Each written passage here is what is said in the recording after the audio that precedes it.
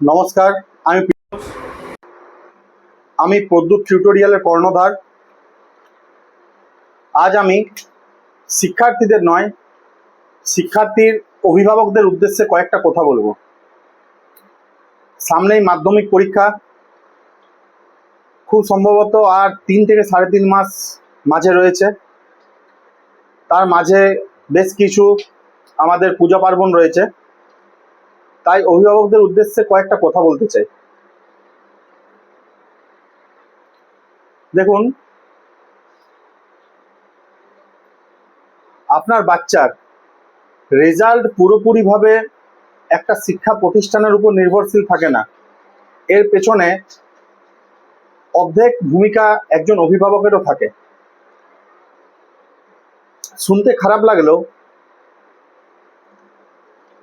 এটা মনে রাখবেন, আপনার বাচ্চা 2 থেকে 3 ঘন্টা একটা শিক্ষা প্রতিষ্ঠানে থাকছে, বিদ্যালয়ে 3 থেকে 4 ঘন্টা বা 5 ঘন্টা থাকছে, অবশিষ্ট প্রায় 14 থেকে 15 ঘন্টা আপনার বাড়িতে রয়েছে।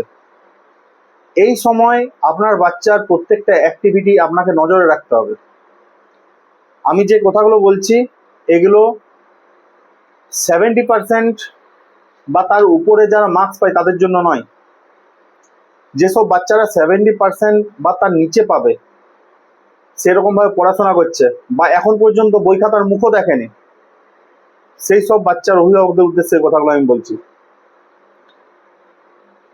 আপনার বাচ্চা বাড়িতে পড়াশোনা না করলে রেজাল্ট কখনোই ভালো হবে না।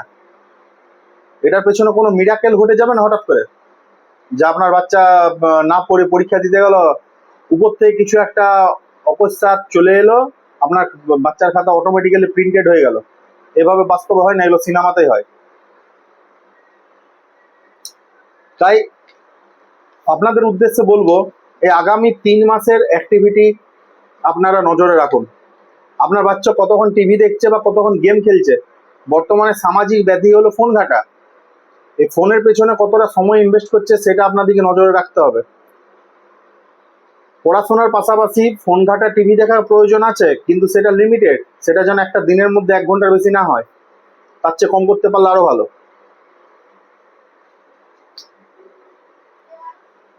কিন্তু বেশ কয়েক বছর থেকে আমি নজরে রাখছি, বাচ্চারা মাধ্যমিক দেওয়ার সময়ও তারা কিন্তু সচেতন নয়। তারা বইয়ের থেকে কম ফোনের প্রতি বেশি অ্যাডিক্টেড থাকছে।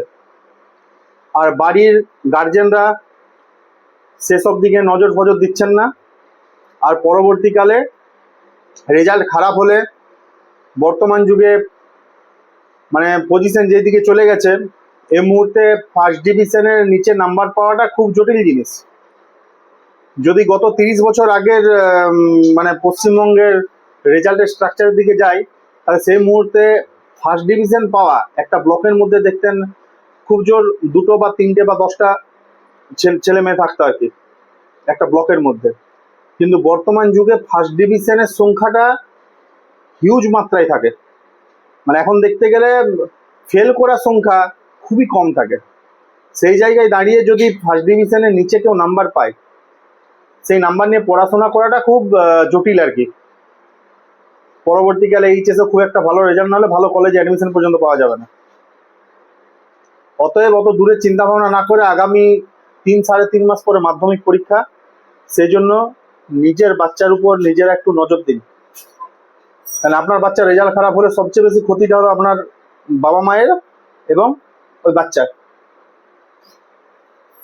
তাই আপনাদের কাছে রিকোয়েস্ট করছি, আপনারা বাড়িতে বাচ্চার অ্যাক্টিভিটিগুলো নজরে রাখুন। পারলে মোবাইল, টিভি থেকে যতটা সম্ভব দূরে রাখার চেষ্টা করুন।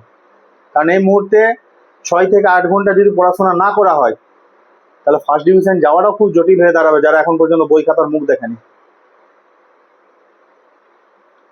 ধন্যবাদ।